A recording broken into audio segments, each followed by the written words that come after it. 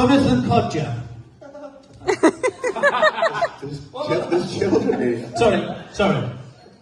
Jonathan Codger is one of my favourite ever Villa players. Who did you love playing with the most at Villa, and why? That's a tough question, that one. You can answer Jonathan Codger, but... Do you know what I seen Codge last week? Yeah, when I played in the tournament in America. Is his English any better than what it was? He was always good, he just used to pretend that he was thinking. To me, he did.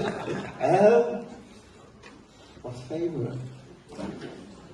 Promotion to the Premier League. Playing with John Terry was incredible. I think when you start to see rumours of transfers, players are the same as fans. You start to see names get linked with clubs, and you think, I'm not sure that's believable. But for him to come to the club and play with someone who'd had such a wonderful career, and to play a season with him and learn from him and be around him in a change room, I think John, for me, as a centre-half, was wonderful to play with. But then to see what Guinea's done since he's come to the club from Scotland in the Championship and to play the level of the Premier League and Champions League, I think, John of the current squad would certainly be my favourite. So, just a quick question. Normally when I'm up there and I'm talking, people are constantly talking. Why is it that I can hear a pin drop when he's talking? What's going on? So, when John Terry came to the club, it was kind of in the media that you gave up the captaincy so John could take over. Is that how it happened, how it transpired? Yeah, I didn't think I needed telling to hand over the armband to John. No, I had a conversation with Steve Bruce, who was the manager at the time, and said he was going to give John the armband, and I had absolutely no arguments whatsoever. Being a captain's a huge honour, but it also brings a lot more responsibility than just being on the pitch, and a lot more roles that require doing around the training ground. So there was no arguments from me, and to be honest, it allowed me just to focus on playing rather than the other things as well. Nice. So you were at Man U at the start of your career. Probably a lot of the kids won't have heard of... Stop smiling, Jovan, it's not a good thing. A lot of the kids won't have heard of Sir Alex Ferguson, but he's the most successful manager of all time, absolute legend. So you was under the Fergie umbrella, were you, at that time?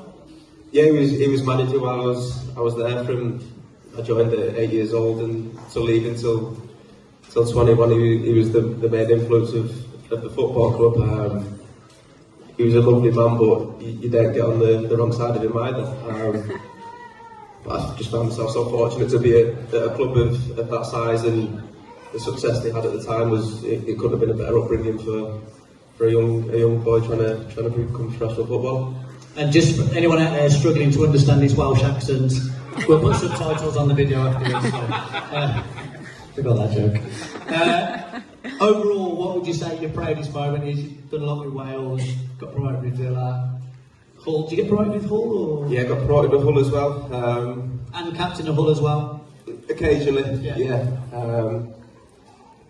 It's a good list to choose from, to be fair. I think if you'd have told me before, when I was this age, being at my presentation evening as a young boy, I'd go on to do the things that I did, I wouldn't believe you. I think as a period of time, the Euros was incredible. But Villa was my favourite club that I played for. To get the top of the league, I think that's football. Not many more questions left, don't worry, Jesse. So James is involved with his kids' football team now. So the next question is, how much do you regret offering to coach your son's team? And what are the positives of doing it as well? For an hour on a Thursday evening, it is the most stressful time of my week by far. Trying to control 5-year-olds is very difficult, and something that I'm not particularly very good at the moment. But I think just to see the smile on the face when they see you or they do something well, or something that you try to teach them, is the most rewarding thing. As frustrating it is sometimes, just to see that, just to see the smile that football gives them, and the influence that you can have on their life it's a wonderful thing, really. Nice. Also, kids, I just want to say, you're doing absolutely brilliant. You're all listening. We've got listening as much at school.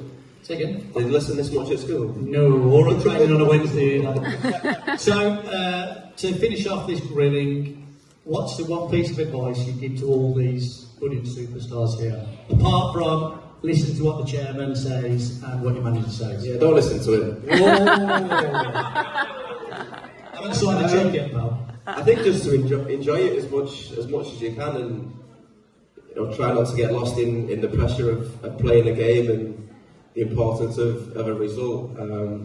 My most enjoyable time recently in my career was playing at Barrow in League Two, which was a level I never imagined I'd end up playing in, but I found I was just playing the game for playing's sake and doing it like I did when I was a child, and it was the most fun I've had for a long time. So I think it's quite easy to get caught up in the importance of the result or whether you played well or not, but yeah, just enjoy in playing and being with your friends.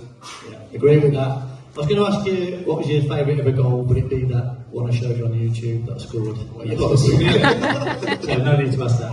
Okay, ladies and gentlemen, great speaker, legend, Jordan Patrick, Right, so we're going to bring you up in age order. We're going to have the managers in Chesley give you trophies.